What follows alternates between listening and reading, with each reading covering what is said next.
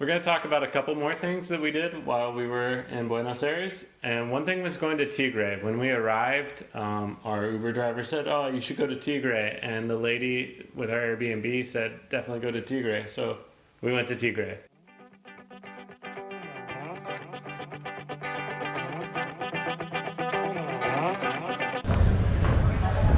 So we're here in Tigre. We're getting ready to get on the boat here in a minute. It's one of these inter-Isleña ones, and it's gonna bring us to El Gato Blanco, the restaurant that we're going to. This is fine.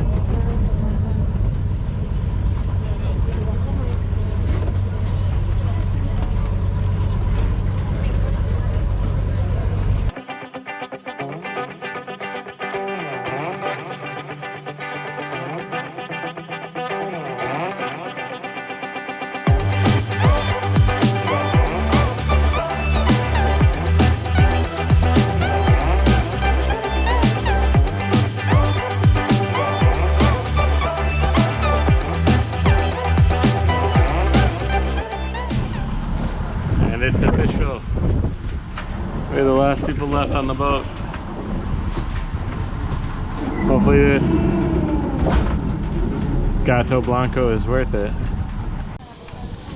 Finally, we arrived to Gato Blanco. So after a ride of 5 hours, but it is what happened here is that there was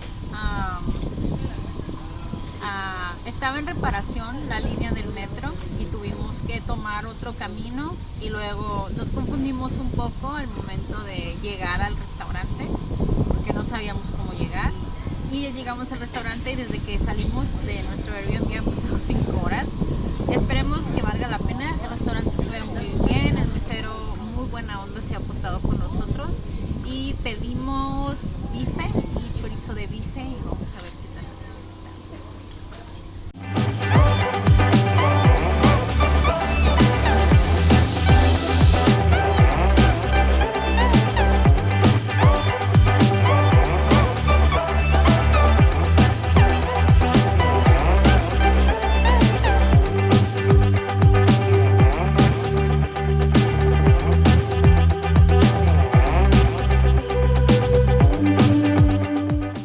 In our experience, I'm not sure if we did Tigre wrong, but we spent a lot of time getting there, and then we spent a lot of time on a boat getting to the restaurant that was recommended.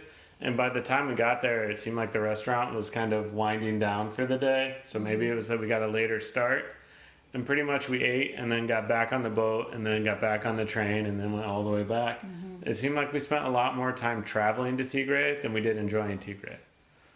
That being said, it was beautiful. The boats were really nice that you would go on.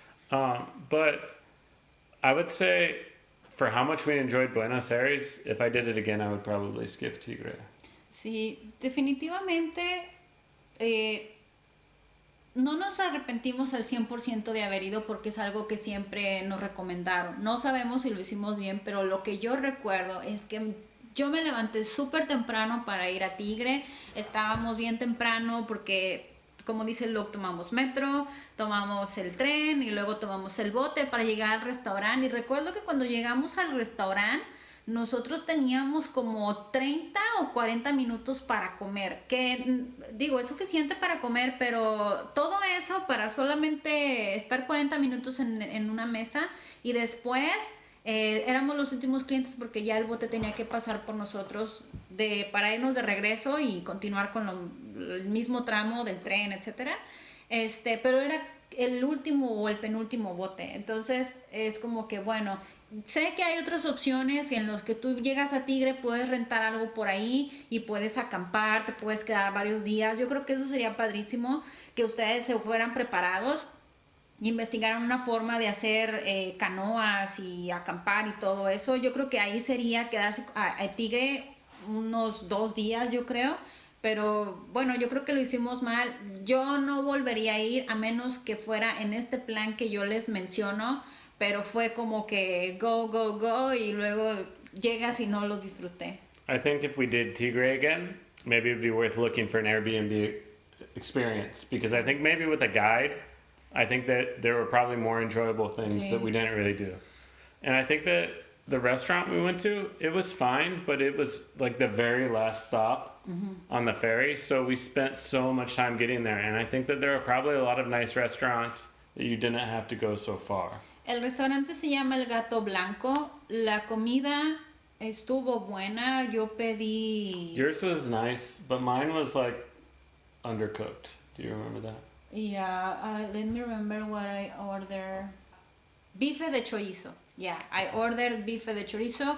Mine was good. I think Luke's was stuffed. Yeah.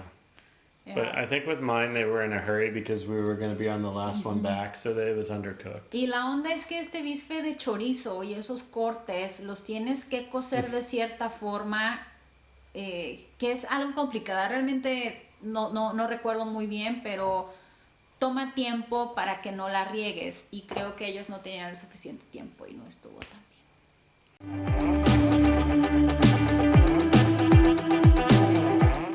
Every now and then, Karla gets a little desire to do some things with the arts, to go see a concert or a ballet or something like that. So we were lucky in Buenos Aires. On the day of her birthday, there was a ballet put on by El Teatro Colon and Parque Centenario, and it was a really great experience.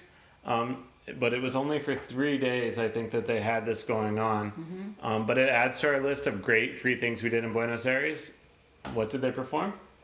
Fueron varias, eran como extractos de obras, entre ellas el cascanueces, que nosotros, mi cumpleaños es en marzo, entonces marzo y ver el cascanueces es algo que nada que ver, vas a decir, oye, ¿como para qué? Pero el Teatro Colón tiene sus temporadas y sus obras.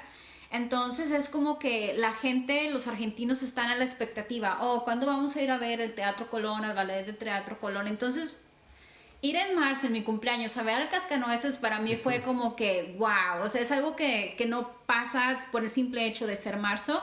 Y hubo otros extractos de obras que realmente no recuerdo, disculpen, pero fueron como 3 o 4 diferentes y tanto las bailarinas como los bailarines, me refiero a hombres, perfecto, la gente hasta se ponía de pie y lo que me gustó es que Argentina tiene, como ya les comentamos en otros videos, estos tours gratuitos, pero estos shows culturales, en especial de ballet, que sean gratuitos para la gente, obviamente nos formamos, como yo creo llegamos ahí como 2 horas antes para poder tener boletos, el lugar al aire libre, pero súper cómodo, súper profesionales, el vestuario, yo creo de la misma forma que lo harían en el teatro.